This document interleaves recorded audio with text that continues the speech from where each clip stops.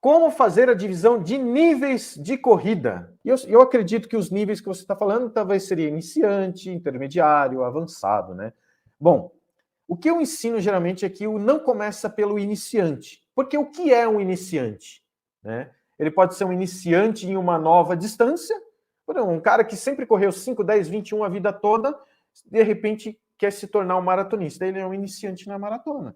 Ele pode não ser um iniciante na corrida, mas ele é um iniciante na maratona. Então eu sempre coloco que o primeiro nível de corredor que existe é o caminhante. É o caminhante que quer se tornar corredor. Então ele não é um iniciante, ele é um caminhante para se tornar um iniciante na corrida. Porque ele passa a ser um iniciante quando ele já corre pelo menos os seus 5 quilômetros. Aí ele é um corredor iniciante. Quando ele já começa a bater seus recordes pessoais em tal distância, por exemplo, nem vou falar do 5, vamos falar do 10. Quando ele já é um corredor de 5 há muito tempo, ele faz uma primeira prova de 5. Legal, ele é um iniciante. A partir daí ele virou um iniciante de 5. Quando ele já está buscando uma nova distância, um 10 quilômetros, ele deixou de ser um iniciante de 5, passou a ser um intermediário de 5 e um iniciante de 10. Quando ele faz o seu primeiro 10, ele já é um avançado de 5.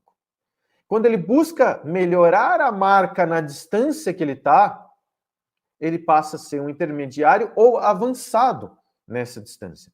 Um avançado nessa distância é que ele corre regularmente essa distância. Há muito tempo, há pelo menos 6 meses, 1 ano. 1 ano ele já está nessa distância. Ele pode ser considerado um avançado nessa distância. Tá certo? Porque para ele correr 10 quilômetros, algumas provas de 10 quilômetros em 1 ano, ele já correu até 15. Então ele é um avançado de 10 quilômetros. Tá? Então assim você vai traçando as metas, você vai tendo a percepção. É o feeling. O teu feeling de treinador é para entender. O iniciante na corrida, ele naturalmente antes ele é um caminhante. Ele sai de caminhante para um iniciante, do iniciante para um avançado, intermediário, do intermediário para um avançado, e depois ele pode se tornar um iniciante em uma outra distância. Consequentemente, se ele já é avançado nessa distância, na outra distância ele já talvez seja até um intermediário. Então, mais ou menos assim você vai fazendo a divisão de níveis, né? Dentro de uma distância específica para aquele seu aluno corredor, tá?